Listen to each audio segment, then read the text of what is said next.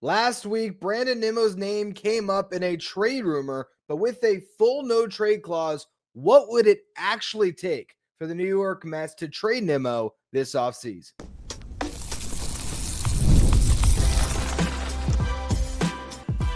You are Locked On Mets, your daily New York Mets podcast, part of the Locked On Podcast Network, your team every day. Hello to all you amazing Mets fans. You're listening to Locked On Mets, part of the Locked On Podcast Network, your team every day. Thank you for making Locked On Mets your first listen every day, and thank you for making Locked On the number one sports podcast network. On today's show, we're going to talk about the idea of the Mets trading Brandon Nimmo. The first segment, I'll talk about the rumor that was out there and how much money the Mets would have to eat to actually trade that contract. Second segment, we're going to talk about the no trade clause. What landing spots would Brandon Nimmo actually want to go to? Then in the final segment, I got a crazy trade that would land the New York Mets a superstar for Nimmo. Before we get to any of that, though, I'm your host, Ryan Finkelstein. I've been covering the New York Mets on this show since the 2019 season. This is the number one daily podcast on the New York Mets. If you want to find any of my written work, you can do so over at justbaseball.com, where I work as the editor-in-chief. Today's episode is brought to you by FanDuel. Right now, new customers can bet just $5, and if your bet wins, you're going to get $300 in bonus bets to use across the app. Download FanDuel today. All right, so first things first. Where did that story come up last week where Brandon Nimmo was in a trade rumor where the New York Mets were spitballing ideas of how much money they would have to eat to trade Nimmo? This comes out in an article by Joel Sherman in the New York Post last Wednesday titled "The Aggressive Moves to Take Mets Pursuit of Dodgers to the Next Level." There was 4 numbered items in this story. Number 1, it's all players they could acquire. Number 1 was Alex Bregman or Kyle Schwarber getting a new voice in that clubhouse that can be another star in the middle of that lineup. The number 2 potential candidate was Cody Bellinger, self-explanatory. Number 3 was actually call the Reds for the Mets to maybe trade for Hunter Green or Andrew Abbott. Even mentioned TJ Friedel as a cost-controlled center fielder. Number 4, Rangers Suarez. And then there was not a 5th item written in the post. There was not a heading that was listing it. But in the Rangers Suarez section, he mentions Brandon Nimmo. So I'm assuming that was an editorial mistake that they didn't add a 5th number in that story. And when he talks about Nimmo, he says, consider moving Brandon Nimmo. He said this might be a non-starter as Nimmo has a complete no-trade clause. He also has 5 years and $101.5 million still due to him. Here's where we get the little bit of a report. He says, the word I heard shared by an AL official is that the Mets have, quote, spitballed ideas about Nimmo and how much they might have to eat contractually to move him. So that's where we got the story. Oh, the Mets are considering trading Brandon Nimmo, because at the very end of this article where Joel Sherman was throwing some stuff at the wall that the Mets could do, he said he heard from an AL official that the Mets had spitballed ideas about Nimmo and his contract. Now, I don't know exactly who that AL official would be. Is that someone within a front office? Is that somebody that, I don't know, works within the league? And I don't really know exactly where the information is coming from, but here's my guess on how this could have been a thing that is sourced and reported by a credible reporter in Joel Sherman, that this really is something the Mets have kicked around this offseason. Imagine the Mets are having a conversation with the Royals, and the Royals say, we need outfielders. We're looking for a corner outfielder. And the Mets say, well, are you interested in Brandon Nimmo? And they say, well, we can't take on that contract. And then the Mets ask, well, how much would we have to eat down for you to consider taking on that contract? Very preliminary back and forth that happens this early in an offseason. It's not serious. It's not the Mets are shopping Brandon Nimmo. It's that they were open to having the conversation. Now, the no trade clause, we will talk about more in the next segment. It is a massive hurdle. But I first want to just get into the money side of it. How much are the Mets really underwater on that contract, if they are at all? It's a 5-year deal at this point. Remember, originally it was 8 for $162, I believe. 5-year deal now $101.5 million. If Brandon Nimmo was a free agent going into his age 33 season, is he getting that contract? Let's look at the precedent from last year. A couple of guys that were going into their age 32 seasons, corner outfielders, a year younger in the market last year, but I think fair comps, you have Jurickson Profar and Teoscar Hernandez. For Teoscar Hernandez, he was coming off a season with the Dodgers in 2024 where they won the World Series, where he hit 33 home runs, drove in 99 runs, had a 132 weighted runs created plus. That is a stat that measures hitters on a league average of 100. So he was 32% better than your league average hitter. His WAR, according to FanGraphs, which is wins above replacement, was 3.4. A 3.4 WAR player is a very solid everyday corner outfielder. Jurickson Profar had a better year in 2024. If you look at the 24 homers, not as much as Teoscar Hernandez, but the WRC plus was better at 139. And the WAR was better by about a win, 4.3 wins above replacement. Brandon Nimmo this past season had 25 homers, 92 RBIs. His WRC plus wasn't actually close to these two guys in their walk years at 114. He, when it comes to WAR, was close though at 3 wins above replacement. And the funny thing is that's because he's actually drastically better than both of those guys defensively. If you look at the 3 years prior for Profar and Teoscar before they hit the market, and you look at their WAR totals, for Profar in 2023, he was, I think, the worst player in baseball by WAR, minus 1.6 wins above replacement. So his 3-year period before free agency, his WAR was 5.2. Teoscar Hernandez was 8.3. That explains the difference in contract. Both of these guys got 3-year deals. Profar, 3 years, $42 million. That's an AAV of $14 million per. Teoscar Hernandez, 3 for $66, but deferred money in there because it's the Dodgers that brought the AAV down to basically $20 million per, $19.96 million to be exact.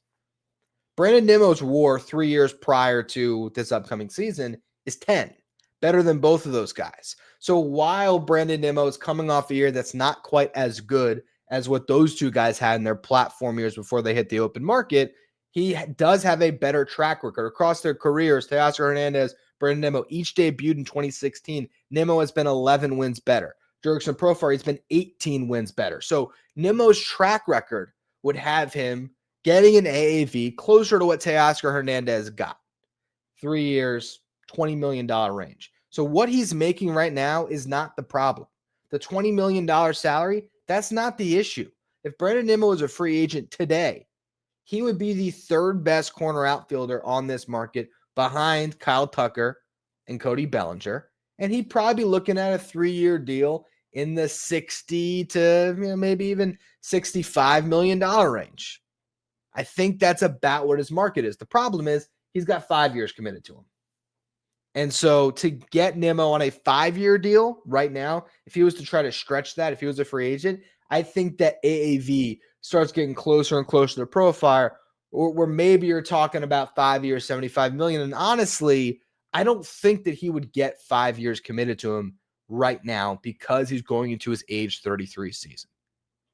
When he was a free agent, he was going into his age 30 season as the best center fielder on the market. So it's just a completely different situation. But when you're trying to figure out the money the Mets would have to eat down, it's not about the first 3 years of the deal. It's about the final 2. And getting teams to sign up for $20.5 million when he is, 30, going 30, so 33, 34. So 36 and age 37, the end of that contract.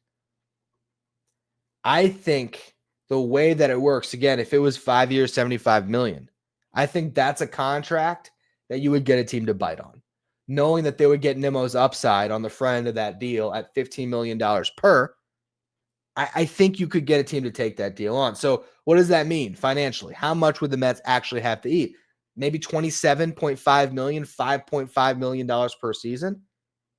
So you'd be paying him to go away, but the thought is you're clearing a spot on your roster. You're clearing $75 million over the next 5 years. You're opening up some possibilities to maybe pursue a Kyle Tucker or something like that in free agency, or Cody Bellinger to replace Nimmo. It opens up some options. We're going to talk about that more next. But I think there's 2 scenarios where you can get somebody to take on Brandon Nimmo. Either you eat down the money as I've described, or you take back somebody else's bad money in return. And that's what we're going to go through next. We're going to talk about landing spots that make sense for Brandon Nimmo, teams that would want Nimmo, but more importantly, with the full no trade clause, what teams would Nimmo actually want to go to? We'll go through some options in just a minute. Today's episode is brought to you by FanDuel. The NBA season's here, and FanDuel has an offer you don't want to miss. Right now, new customers can bet just $5 and get $300 in bonus bets if you win. That's right. You pick a bet, you put down $5. If it hits, you're going to unlock $300 in bonus bets to use across the app.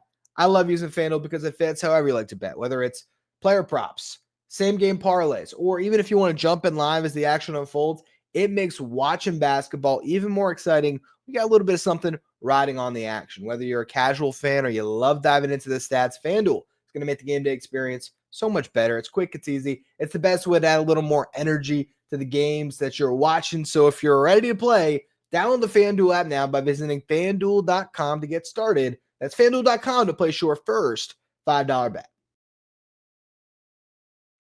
Thank you for making Locked On Mets your first listen every day, and thank you for making Locked On the #1 sports podcast network. If you're watching on YouTube today, do me a favor, hit that subscribe button. Help us get closer to our next goal of 15,000 subscribers.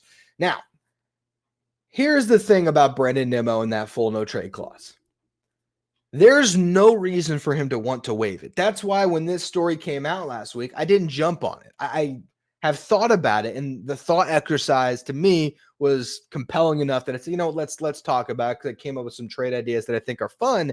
But Brandon Nimmo just this past season watched his former teammate get number 5 retired, David Wright, a guy that was one of the few, if not the only. I mean, you have to really go through Mets history. When it comes to guys of the impact of a David Wright, nobody's ever had their entire career spent with the New York Mets. All those numbers that were retired, either guys that were traded for, like Mike Piazza, like Keith Hernandez, right?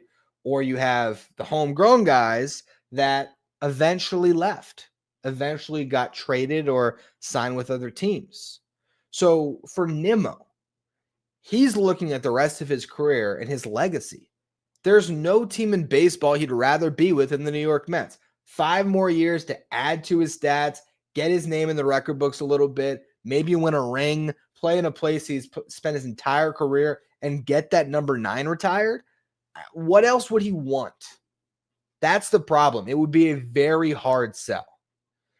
Really, he has to go somewhere where it's an exciting team, exciting place to live, and it would be ultimately deciding to not stand in the way of what would theoretically be better for the Mets. And he'd have to be sold from this new team that they really want him, right? That they are invested in him, and it's a place that he can go and he can win. He can have this new chapter to his career that he's excited about.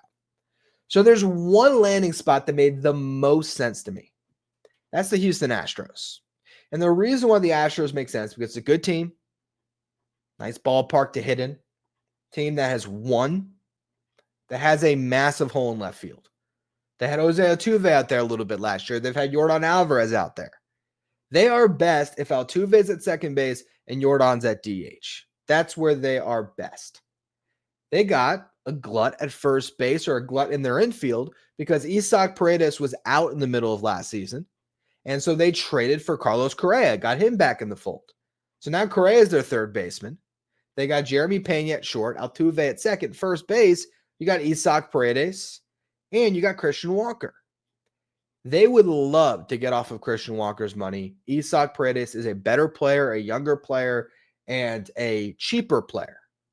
Christian Walker had a down first year with the Astros that may have just convinced them to never sign an aging first baseman again. After Jose Abreu was a disaster, they bring in Christian Walker, and he put up 1 win above replacement, 1.1 to be exact. Now, his OPS prior to Houston, 3 consecutive years, its on-base plus slugging was over 800. It's a great mark. Last year, dropped to 717. Strikeout rate spiked over 25%. Walk rate dipped well below 10%. Just a much worse player than he was prior to signing with the Astros. With that said, second half, 799 OPS, 120 WRC plus, hit 15 of his 27 homers in 64 games, 15 homers. So that's a very good mark. And he finished the year with 27 homers and 88 RBIs. So I don't think you're getting a guy that's completely washed. He would be an upgrade defensively over Pete Alonso at first base. Although he's coming off his worst defensive season in a while, too. You can make a case 3 years prior, the 3 seasons before he came to the Astros, he was the best defensive first baseman in baseball. I don't know what happened. And I don't know if going to a bigger market is going to help Christian Walker. I think the Astros would do it. 100%. I think they would do it because it's pretty much the same money the next 2 years. And yes, you're taking on 3 years of Brandon Nimmo at the tail end, but you have a window now that you're trying to stay open. You're pushing up against a door that seems to be closing. Brandon Nimmo would make that team make sense. He really would. It's a good fit for the Astros. The other option I have here that I think makes some sense for Nimmo and the team that's acquiring him would be the Detroit Tigers. Now, not in a Skubal trade. This is if the Tigers are trying to win still, because if the Tigers are trading Skubal, Nimmo doesn't want to be in that deal. He wants to be on the Tigers with Tarek Skubal. So let's just say you take on the rest of Javi Baez's deal. 2 years, I think he makes like $24 million per. It doesn't make the Mets better in 2026, but you get off of the final 3 years of Nimmo's deal. You open up that spot in the corner outfield. Javi Baez is your stopgap center fielder until Carson Bench is ready, or you can put him at second base. Let's say you also find a landing spot somewhere for Jeff McNeil. Now you're clearing out that old core. Maybe you do re-sign Pete Alonso, and you roll from there. And I think the way that this would make sense on either trade, because both of these trades, 1 for 1, you're getting a worse player in return. You're getting only 2 years instead of 5 years, but you're getting a worse player in return. At least these guys would fill specific roles for the Mets, and you open up a corner outfield spot to maybe then sign Cody Bellinger, to sign Kyle Tucker. Now, the question is, if it's Bellinger, are you eager to get off of 5 years of Nimmo to have 5 years of Bellinger? I do think that Cody Bellinger is a better player than Brandon Nimmo right now, certainly a better defender. But aren't you kind of just doing the same thing with a different guy? And a guy that consistency-wise, has he been as consistent as Nimmo? I mean, to a certain extent, yes, his peaks have been higher, but the valleys have also been worse. So that's where all of this just gets a little bit tough to actually fathom a deal happening, because it has to be an ideal fit for Nimmo. And to get that ideal fit for him, you're probably not taking back anything that really helps you. It's more about clearing him to open things up. Now, if the Mets are in on Kyle Tucker, which we have no reporting that says that they are, but if they decided we want Kyle Tucker, they find out what the price market is, that they like it, so they want to jump in on Tucker and they need to clear Nimmo, well then, yeah, of course, it's a combination of moves that does make you a lot better. To clear Nimmo and keep paying him, again, if it's depending on the team, right? Who knows? Like if you were to just ship Nimmo off to the Royals, which that's buy-in on Nimmo's part, that's a team he can win with. But hey, Nimmo calls up Seth Lugo. Oh, it's great over here. You're going to love it. And they would having Brandon Nimmo in that lineup would be huge for the Royals with Bobby Witt Jr. and all the young players they have. They could use another vet along with Salvador Perez. It would make some sense for the Royals to want Nimmo, especially if you ate $27.5 million, like we talked about in the last segment, to make him a $15 million a year player. Who knows? Maybe in that situation, you kick in a prospect or something, you might be able to get a pitcher back. You might be able to get Chris Bubich back. And if you go way back in the offseason files, which I did a show where I broke down all the different trade candidates on the market, Chris Bubich was one of those trade candidates. He is probably going to get moved. 1 year left on his deal, left-handed pitcher that has frontline potential when he's healthy. Has been a huge injury risk throughout his career, but still, yeah, there's theoretically a middle ground to be found. But again, there's a lot of hurdles. And if you were trading Nimmo to sign Bellinger, well, now you're basically tacking on $5.5 million to whatever you have to pay Bellinger. So if you pay Bellinger $25 million per, well, now it's almost like $30 million per because you clear Nimmo to get him. So it's really a tough one. It is. But I got one more crazy idea that is a lot of fun where Brandon Nimmo is in a trade, part of a big package for a legitimate superstar. We're going to close the show there in just a minute.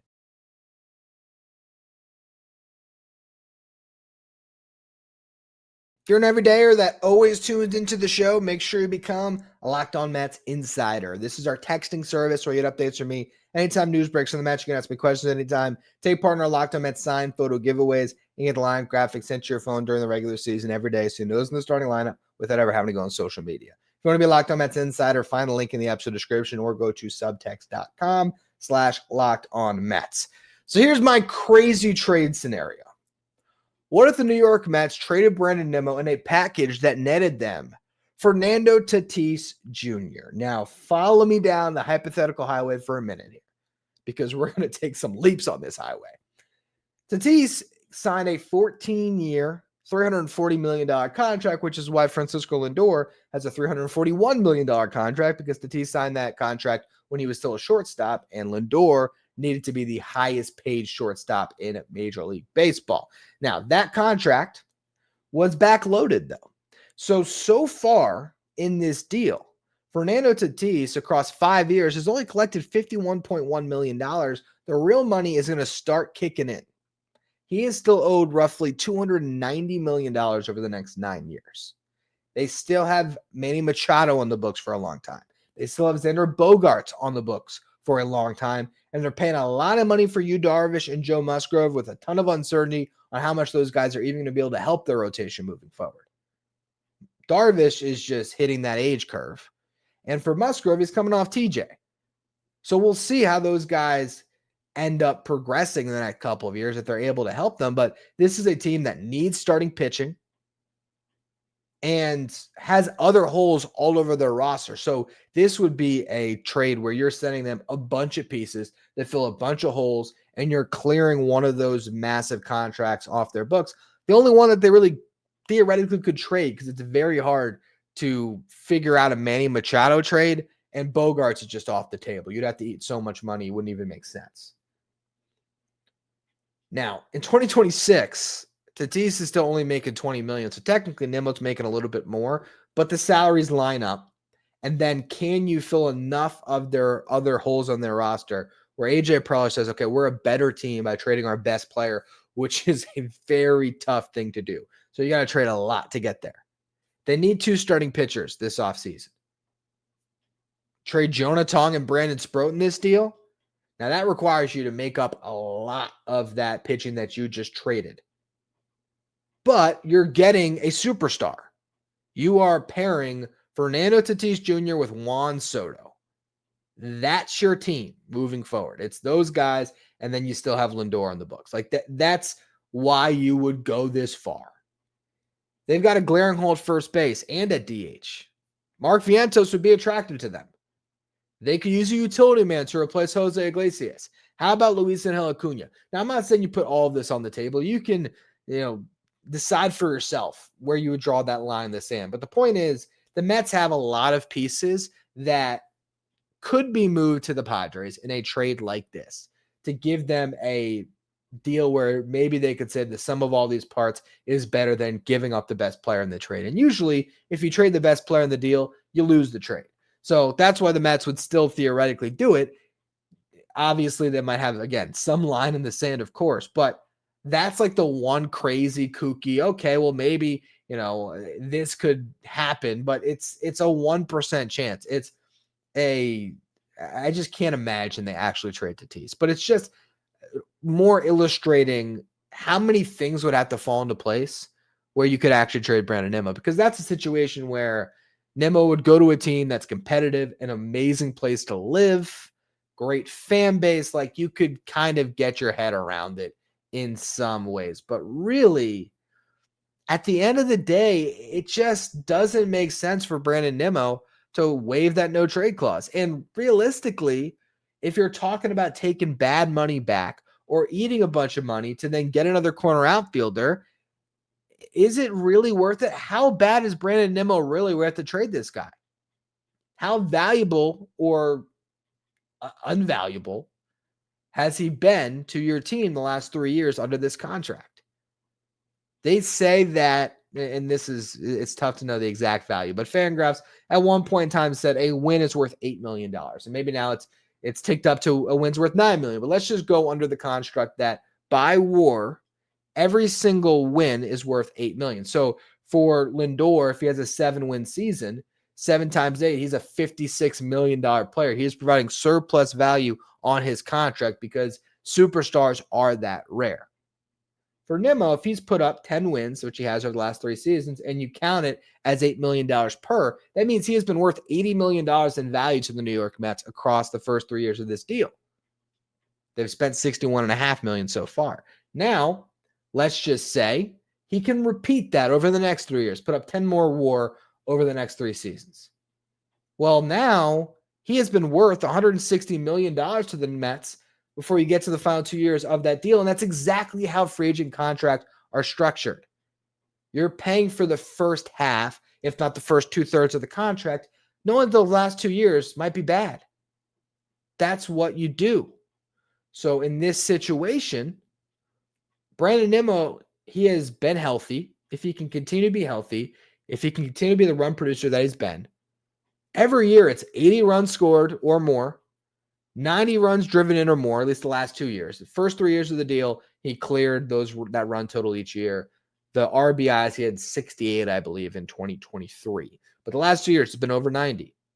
And he's hit an average of 24 home runs a season, more than doubling his career total in 3 years. If Brandon Nimmo does that again for the next 3 years, yeah, the final 2 years of the deal, you might be underwater on that contract, but you just did that with Starling Marte, who does not have the level of fanfare that Nimmo does, a homegrown guy that spent his entire career with the Mets uniform, that if he does finish out this contract, will get that number 9 retired. Can Brandon Nimmo, when he's 36 and 37 years old in those seasons, can he go out there and be your 5th outfielder who's a part-time DH? Yeah, he could do that.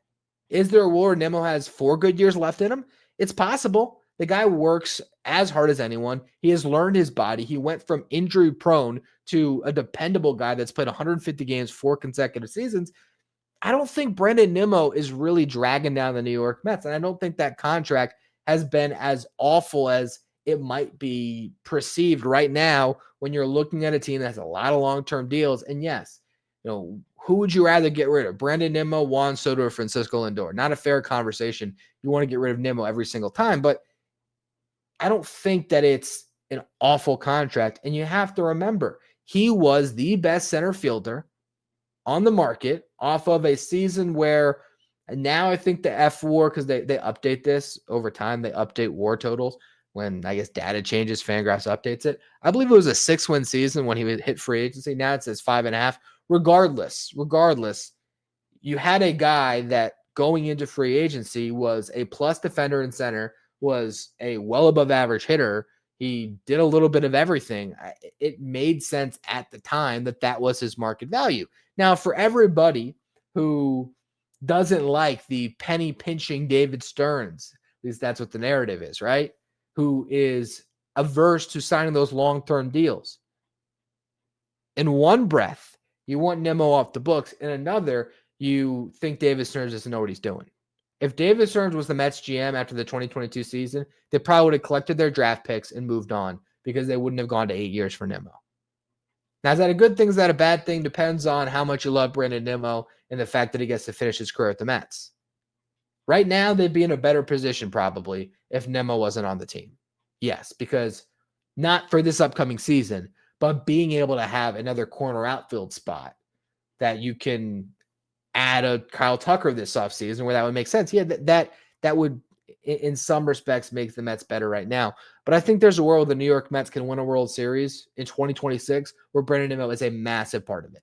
And I don't think they should be trying to jump through hoops to find a trade partner for Brandon Nimmo just to potentially not be able to get away with a no trade clause and to sour that relationship that's so great between Nimmo and the team.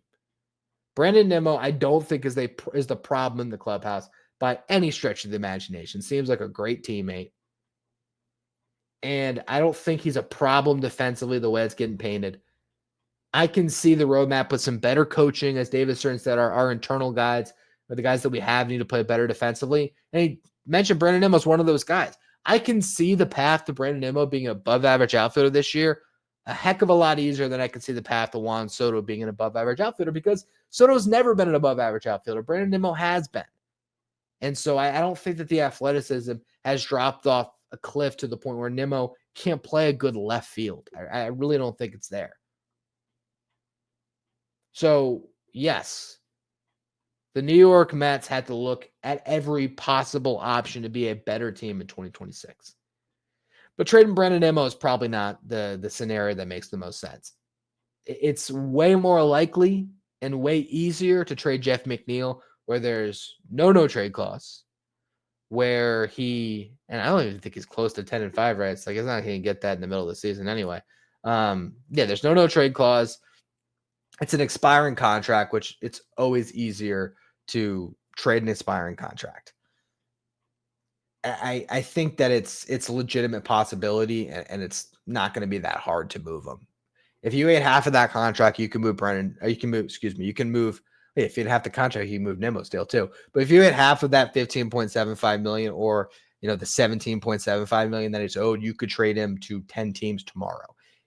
If you only ate like $5 million, then you got to be a little more selective. But you could find a Jeff McNeil trade that makes sense. Nimmo, you got a lot of work to do to get that done on so many fronts that it's just probably not worth the effort, because I don't think that it really makes you much better in 2026. It might make you a lot better in 2028 and 2029, or 2029, 2020, and 2030, actually. But for the next 3 years, I think Nimmo is going to be a good player for the New York Mets. I really do. That's going to be all for this edition of Locked On Mets. Appreciate all of you for tuning in. On tomorrow's show, we might go the prospect route and do the long promise show at this point, where I'm going to give you my prospects 11 through 20 on my list of the top 20 prospects in this system. Otherwise, of course, if there's any free agent news or rumors, we will get into the latest on your New York Mets. Appreciate you all for tuning into the show. Make sure you follow, rate, and review wherever you get your podcasts. Subscribe if you're watching on YouTube. Help us get to the next goal of 15,000 subscribers. Thank you for making Locked On Mets your first listen every day. And thank you for making Locked On the #1 sports podcast network.